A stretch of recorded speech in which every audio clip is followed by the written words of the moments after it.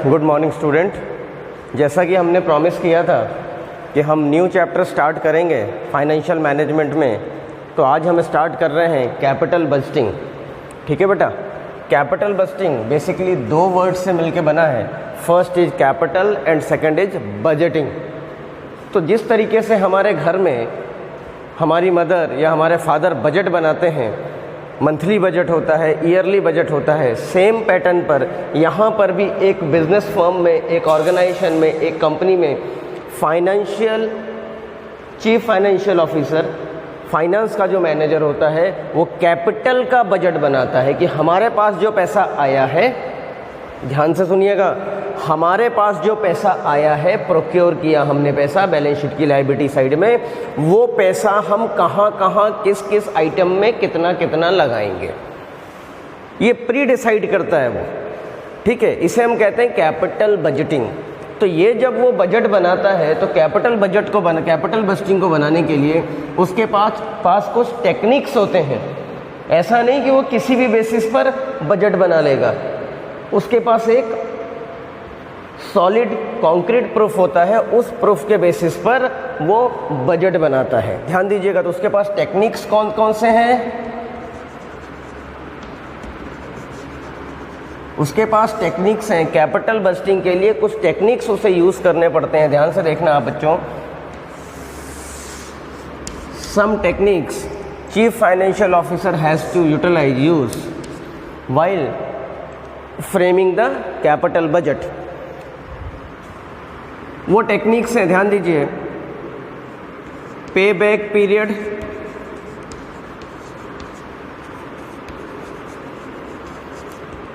Method है basically है। दूसरा है, मैं मेजर बातें कर रहा हूँ, इसके भी पार्ट है, पे back, reciprocal, discounted pay back, वो हम बाद में देखेंगे। ठीक है, वो सिंपल होता है, ये समझ में आ गया तो उसमें कोई दिक्कत नहीं है। पे back period, average rate of return, average rate of return method,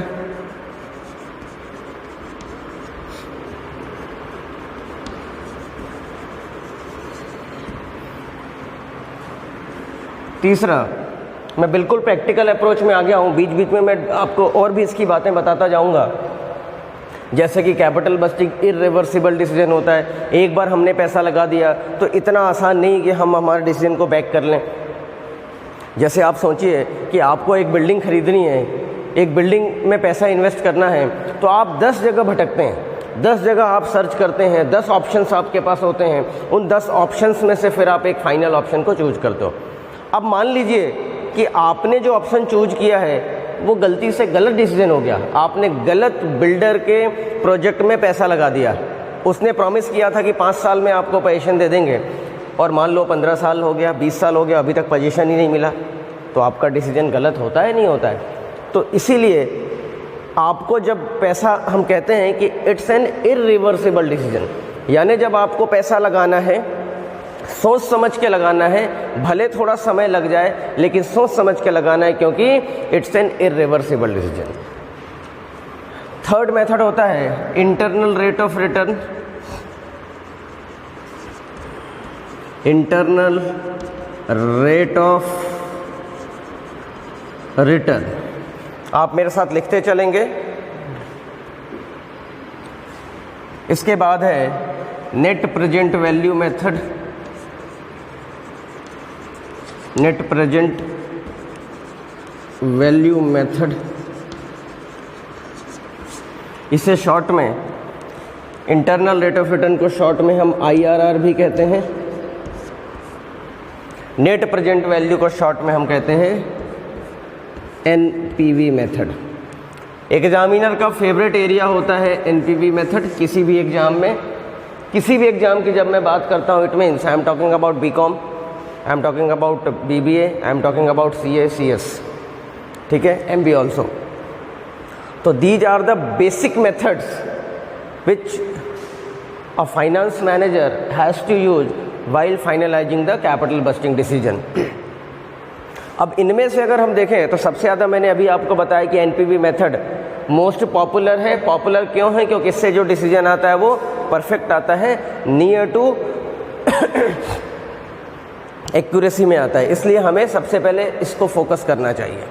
ठीक है बच्चों, आपको टाइम दे रहा हूँ मैं, लिख लें इसको, इसके बाद हम स्टार्ट करेंगे एनपीवी मेथड का एक क्वेश्चन।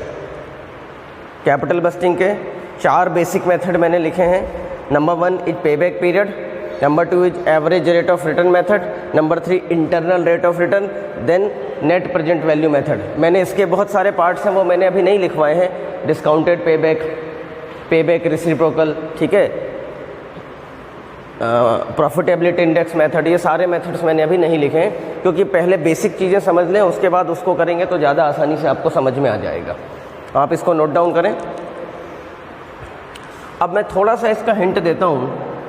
पे बैक पीरियड मेथड, पे बैक पीरियड मेथड में क्या होता है कि हमें ये देखना होता है कि हमने जो पैसा इन्वेस्ट किया है वो कितने सालों में, कितने टाइम में हमें रिवर्स हो रहा है, रिवर्ट बैक हो रहा है, वापस मिल रहा है। इसीलिए इसका नाम क्या है, पे बैक पीरियड मेथड। जैसे मैं कहता हूँ कि मैंने 4 लाख रुपीज़ लगाया है, ध्यान से समझना आप, और हर साल मुझे 1 लाख रुपए का रेवेन्यू जनरेट हो रहा है, तो मैं ये कह दूंगा कि मेरे पैसे 4 ईयर में वापस मिल जाएंगे। ठीक है। अब अगर किसी दूसरे प्रोजेक्ट में मैंने पैसा लगाया है और वहाँ पैसा मुझे 6 सालों में रिवर्ट बैक हो रहा है, वापस मिल रहा है, तो बट नेचुरल है हम प्रोजेक्ट ए की तरफ जाएंगे। हम कहेंगे कि यहाँ हमारा पैसा 4 साल में रिकवर हो जा रहा है, तो हमें इस वाले प्रोजेक्ट में पैसा लगाना है। ठीक है। Average rate of return, average rate of return का मतलब होता है कि ऑन एन एवरेज आपको रिटर्न क्या मिल रहा है। सपोज आपके पास प्रोजेक्ट एक्स है, प्रोजेक्ट वाई है, 2 प्रोजेक्ट हैं। प्रोजेक्ट एक्स का एवरेज रेट ऑफ रिटर्न से 15% आता है, प्रोजेक्ट वाई का से 20% आता है, तो यहाँ पर आपको ज़्यादा रिटर्न मिल रहा है, तो आप यहाँ पर पैसा लगाएंगे। अब एवरेज रेट ऑफ रिटर्न का फॉर्मूला क्या होना चाहिए साहब? इसके फॉर्मूले की बात आपने देख ही लिया, net investment divided by cash inflow या अर्निंग्स। तो आपके ईयर्स आ गए कि हमारा पैसा पे बैक पीरियड आ गया आपका। पे बैक पीरियड को पे बैक पीबी कहते हैं शॉर्ट में। एवरेज रेट ऑफ रिटर्न की जहाँ तक बात है, तो एवरेज आप कितना कमा रहे हैं, यही मतलब हुआ इसका। हम हमारी भाषा में बात करें, average rate of return, on an average हमने जो पैसा लगाया है उसमें हमें कितना रिटर्न मिल रहा है। मैं कहता हूँ कि ऑन एन एवरेज, मैं इसी एग्जांपल को कंटिन्यू करता हूँ, 4 लाख रुपए लगाया है, ठीक है, मैंने ऑन एन एवरेज 4 लाख रुपए लगाया है और मेरी रिटर्न कितनी है, मेरी रिटर्न सपोज 50,000 है, तो कितना पैसा कमा रहे हैं आप, इंटू 100 कर दें तो आपका क्या आ जाएगा, रिटर्न आ जाएगा, कमाने की रेट आ जाएगी कि आपकी अर्निंग कितनी है। मैं इसको 40% करता हूँ तो ज़्यादा सही हो जाएगा। तो आपका रेट ऑफ रिटर्न कितना आ गया, 10%, मतलब 10% आपकी अर्निंग हो रही है यहाँ पर। और यहाँ अगर देखूँ मैं कि मैं कहता हूँ कि मैंने 4 लाख रुपए तो लगाया है, बट मुझे 80% 80,000 अर्निंग हो रही है, तो मैं कह सकता हूँ कि I am getting 20% from this project. It means जहाँ पर हमें पैसा ज़्यादा मिल रहा है, ज़्यादा कमाई हो रही है, जहाँ ज़्यादा रिटर्न मिल रहा है, हमें वहाँ पर पैसा लगाना चाहिए। ठीक है। इसके फॉर्मूले की बात करूँ तो ऑपरेटिंग सेविंग, इसमें एक थोड़ा सा टेक्निकल पार्ट आता है, डेप्रिसिएशन भी माइनस करना होता है, और नीचे हमें क्या लिखना होता है, एवरेज इन्वेस्टमेंट लिखना होता है। Opening investment plus closing investment divide by 2 करेंगे तो एवरेज इन्वेस्टमेंट आ जाएगा। ठीक है। और अगर ऐसा नहीं है तो 4 लाख रुपए डिवाइड बाय 2 करेंगे तो भी हम मान लेंगे कि ओपनिंग क्लोजिंग, ओपनिंग कुछ भी नहीं है, क्लोजिंग हमारा 4 लाख रुपए डिवाइड बाय 2 करेंगे तो 2 लाख रुपए आ जाएगा। 2 लाख रुपए लगा करके हमने 40,000 रुपये कमाया है, हम कह देंगे कि 20% हमने कमाया। यहाँ पर 40% हो जाएगा अकॉर्डिंगली, अगर उसी फॉर्मूले के हिसाब से चलूँ तो। अब मुद्दा आता है इंटरनल रेट ऑफ रिटर्न। ये बच्चों को समझने में थोड़ी सी दिक्कत देता है। अभी थोड़े समय के लिए आप इतना समझ लें, इंटरनल रेट ऑफ रिटर्न मतलब ऐसा रेट ऑफ रिटर्न जो इन दोनों के बीच हो। जैसे मेरे पास एक 15% का रेट ऑफ रिटर्न है, ये लोअर रेट है सपोज, ये हायर रेट है 18%, बट आंसर इसके बीच में कहीं पर है। तो जब इन दोनों रिटर्न के बीच में हम इंटरपोलेशन करा देंगे, इंटरपोलेशन मीन्स झगड़ा करवा देंगे, तो फाइनली इसके बीच का आंसर आ जाएगा। हम प्रैक्टिकल लाइफ में भी कहते हैं ना, एक व्यक्ति कहता है 15% हमारा रेट ऑफ रिटर्न है, दूसरा कहता है 18%, हम कहते हैं चलो यार बीच का कुछ रास्ता निकाल लो ना, चलो 16%, ना तेरी ना मेरी। तो यहाँ पर भी वही है, इंटरपोलेशन के फॉर्मूले से हम निकालेंगे internal rate of return. Means हमारा आंसर या तो 15% से ज़्यादा और 18% के बीच है, कुछ ना कुछ इसके बीच है। वो कितना है, वो कैसे निकलेगा, इंटरपोलेशन के फॉर्मूले से निकलेगा, जो कि हम आगे चल करके फॉर्मूले में देखेंगे। उसे हम कहते हैं इंटरनल रेट ऑफ रिटर्न। इसको हम हमारी भाषा में भी समझें अगर, तो हमें इतना रेट ऑफ रिटर्न तो चाहिए ही चाहिए जितना कि हमें मार्केट में देना है। इससे कम अगर हम कमाएंगे तो हमारा काम नहीं चलेगा। उसे हम कहते हैं इंटरनल रेट ऑफ रिटर्न। अब हम आते हैं एनपीवी मेथड की तरफ। एनपीवी मेथड, देखिए मुझे कुछ भी रब नहीं करना है। NPV method means net present value method, इसको शॉर्ट में कहते हैं एनपीवी। अगर मैं एनपीवी की बात करूं तो एनपीवी का एक सिंपल सा फॉर्मूला होता है, NPV equals to present value of inflow minus present value of outflow. ये कैसे निकलेगा, इसके लिए हम आज एक क्वेश्चन करने वाले हैं। एक क्वेश्चन मैं मन से लेता हूँ, मन से उस क्वेश्चन को लेकर के करता हूँ, उसके बाद हम देखेंगे कि ये किस तरीके से इस क्वेश्चन को हम सॉल्व कर पाते हैं। ठीक है बच्चों, कोई इशू तो नहीं है, आप इसको नोट डाउन करें, फिर हम एनपीवी मेथड के क्वेश्चन में मन से लेता हूँ, उसको करवाता हूँ।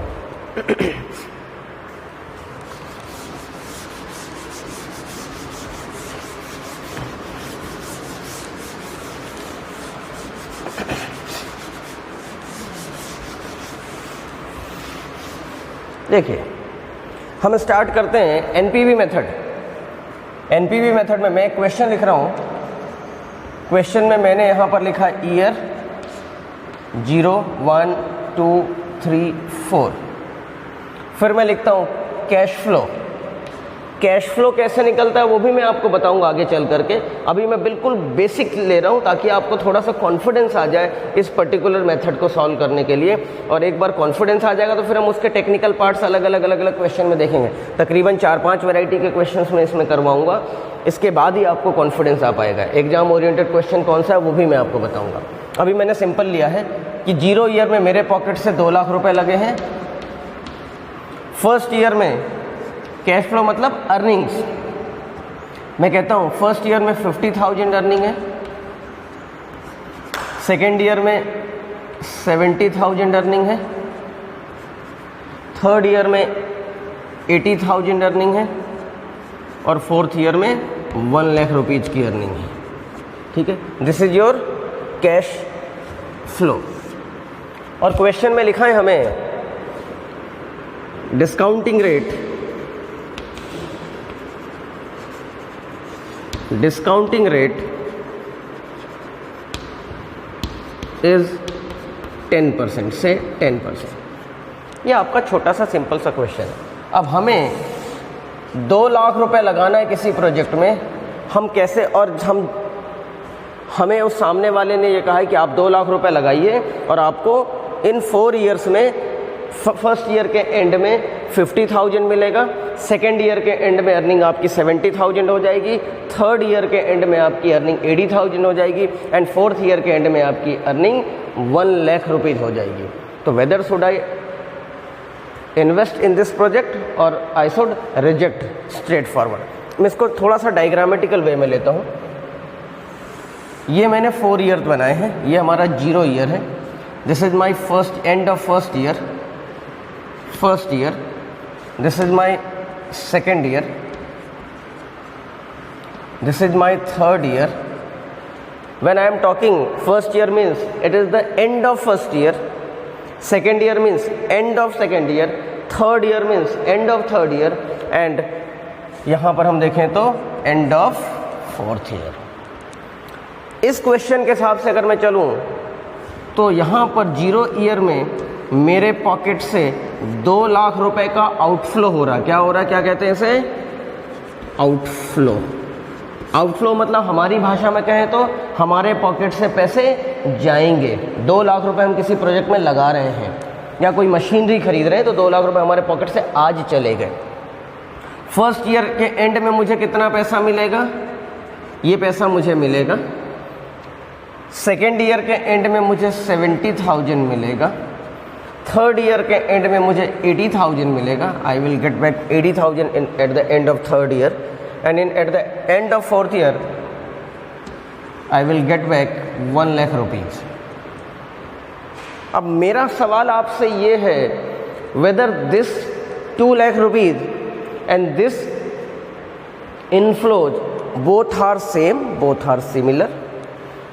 वापस सुनिए सवाल, क्या ये दोनों सेम है? मैं और इसको थोड़ा सा और क्लेरिफाई कर देता हूँ। मैं इन चारों को ऐड कर देता हूँ, 50 और 70, 120, 120 एंड 80, 2 लाख और एक 3 लाख। ध्यान से सुनिएगा बच्चों, 3 लाख रुपए मेरे पास प्रोजेक्ट से आएंगे, ये मेरी कमाई होगी, this will be my earnings, और ये मेरे पॉकेट से आज जाएगा, आज ये मेरे पॉकेट से पैसा जाएगा। तो क्या मैं ये कह दूं कि 3 लाख रुपए कमाया, 2 लाख रुपए गए, तो 1 लाख रुपए की नेट सेविंग है?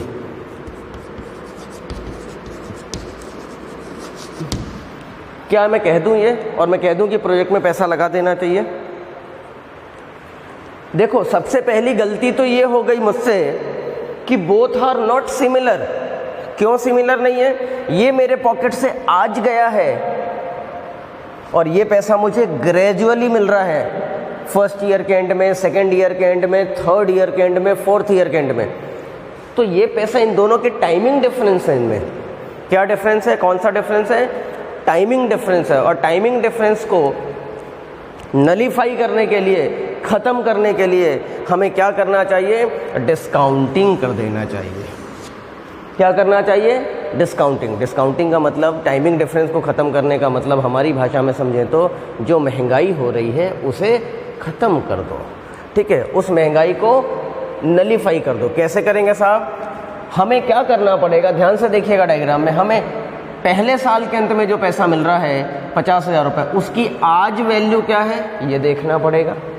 जो सेकेंड ईयर के एंड में I am getting back 70,000, what is the present value of that 70,000 which I am going to earn at the end of second year? In same fashion, what I am getting 80,000, what is I am getting at the end of third year, and what is the value of that 80,000 today itself? इस 80,000 रुपये की कीमत 0 year में आज की तारीख में कितनी है, प्रेजेंट में उसकी कीमत क्या है, ये देखना पड़ेगा। In same fashion fourth year के एंड की पैसे की आज प्रेजेंट में कीमत क्या है। जैसे ही हम इन सारी वैल्यू को इस दिन ले आएंगे और उन सब का टोटल कर देंगे, फिर हम कंपेयर करेंगे 2 लाख रुपए से, तो हमारा कंपैरिजन सही होगा, क्योंकि दोनों ही एक पर्टिकुलर डेट की प्राइस है। क्या कह रहा हूँ मैं आप लोगों को? ये दोनों ही एक पर्टिकुलर डेट की प्राइस है and both amount is comparable. और जब बोथ अमाउंट इज कंपेरेबल है तो कोई समस्या नहीं हमें कंपैरिजन करने में। अब समस्या ये आती है कि सर इन प्राइस को हम प्रेजेंट वैल्यू की प्राइस पे लाएंगे कैसे, आज की प्राइस पे लाएंगे कैसे? तो बहुत सिंपल है बच्चों। देखिए, मैं यहाँ थोड़ा सा रब करता हूँ, डायग्राम नहीं मिटा रहा हूँ मैं, क्योंकि डायग्राम चाहिए। डायग्राम रहता है तो जल्दी से समझ में आता है, कॉन्फिडेंस बिल्टअप हो जाता है। ध्यान दीजिए, मैं यहाँ पे करता हूँ, सिंपल सा है। मैंने यहाँ पर लिखा ईयर, मैंने यहाँ पर लिखा कैश फ्लो, यहाँ पर अब मैं क्या लिख रहा हूँ? Discounting factor. क्या लिख रहा हूँ? Discounting factor. और फिर मैं लिख रहा हूँ प्रेजेंट वैल्यू। प्रेजेंट वैल्यू क्यों? क्योंकि मुझे सभी की प्राइस क्या चाहिए? प्रेजेंट की प्राइस चाहिए। इस 50,000 की प्राइस कौन सी चाहिए? प्रेजेंट की प्राइस चाहिए मुझे। इस 70,000 की प्राइस भी मुझे प्रेजेंट की चाहिए। 80 की भी प्रेजेंट वैल्यू चाहिए, 1 लाख की भी प्रेजेंट वैल्यू चाहिए, आज की कीमत चाहिए। आज की कीमत को हम क्या कहते हैं? प्रेजेंट वैल्यू चाहिए। तो मैंने क्या किया? देखिए, ईयर में 1, 2, 3, 4, ये 4 साल लिखे मैंने। कैश फ्लो में आप देखिए, फर्स्ट ईयर में 50,000 हम अर्न कर रहे हैं, सेकेंड ईयर में I am earning 70,000, in third year I am earning means this project is earning. In third year, the cash inflow of this project is 80,000. And in fourth year, and of fourth year, this project is earning 1 lakh rupees. This is future value. ये क्या है? Future में मिल रहा है, लेकिन हमें क्या चाहिए? हमें चाहिए इन सब की प्रेजेंट वैल्यू चाहिए। तो प्रेजेंट वैल्यू कैसे निकालें साहब? डिस्काउंटिंग फैक्टर कर दें, इसकी डिस्काउंटिंग कर दें। तो फैक्टर क्या आ जाएगा? डिस्काउंटिंग फैक्टर क्या दिया हुआ है क्वेश्चन में? 10% दिया हुआ है।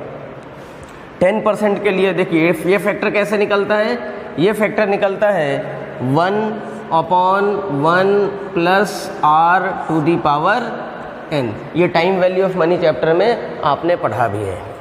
अब अगर इसको मैं वैल्यू पुट करता हूँ 1 डिवाइडेड बाय 1.1 प्लस 0.10, 10% मीन्स 0.10, और इसको अगर मैं n means number of years, तो नंबर ऑफ ईयर्स कितने हमारे पास? 4 साल है। तो अगर इसको और मैं सिंप्लीफाई करूँ तो इट विल बी 1.10। अब कैलकुलेटर पे जैसे ही मैं 1 divided by 1.1 equal to button press करूँगा तो मुझे पहले साल का फैक्टर आ जाएगा 909। ठीक है बच्चों। फिर इक्वल टू का बटन जैसे सेकेंड टाइम प्रेस करूँगा 0.826। थर्ड ईयर का फैक्टर करूँगा, इक्वल टू प्रेस करूँगा तो 0.751। मैं ये भी बताऊँगा आपको। और जैसे ही मैं फोर्थ टाइम इक्वल टू का बटन प्रेस करूँगा ये वैल्यू आ जाएगी 0.683। आप करके देख लें, आपको ये वैल्यू मिलेगी। फिर मैं इसका इसके साथ, इसका इसके साथ, इसके साथ, इसका इसके साथ मल्टीप्लाई करूँगा तो मेरा वैल्यू आ जाएगा। ये क्या आ जाएगी? प्रेजेंट वैल्यू आ जाएगा। ठीक। और जब मैं इन सब को प्लस कर दूंगा तो मेरा आ जाएगा प्रेजेंट वैल्यू ऑफ इनफ्लो। और जैसे ही मैं, अब देखो ये सारे प्राइस किस दिन आ चुके हैं? इस दिन आ चुके हैं, और मेरे पैसे भी पॉकेट से इस दिन गए, मतलब प्रेजेंट में गए हैं। तो हम क्या कर लेंगे? Present value of inflow minus present value of outflow कर लेंगे। अगर ये पॉजिटिव आ गया तो हम कह देंगे कि प्रोजेक्ट शुड बी एक्सेप्टेड, और अगर ये नेगेटिव आ गया तो एनपीवी मेथड के अकॉर्डिंग हम क्या कहेंगे कि we should reject the project. ठीक है बच्चों, आज हमने एनपीवी का एक सिंपल, बहुत सिंपल क्वेश्चन, एग्जाम में कभी नहीं आएगा बट बेस बनाने के लिए ज़रूरी है आपको। इसके फिर मैं आगे कल से मैं क्वेश्चन आपको इस कंटिन्यूएशन में स्टार्ट करूँगा। इसके 2-3 वैरायटी और करवाऊंगा एनपीवी मेथड के। इसके बाद पेबैक पीरियड का क्वेश्चन कराऊंगा, एआरआर का कराऊंगा, इंटरनल रेट ऑफ रिटर्न का क्वेश्चन कराऊंगा। ठीक है बच्चों, आप इसको नोट डाउन कर लें और मेरे साथ बने रहें, चलते रहें मेरे साथ, वीडियो देखते रहें, और जहाँ भी आपको दिक्कत आए कमेंट लिखें, मैं उसको सॉल्व करके आपको भेजूंगा। ठीक है बेटा, थैंक यू।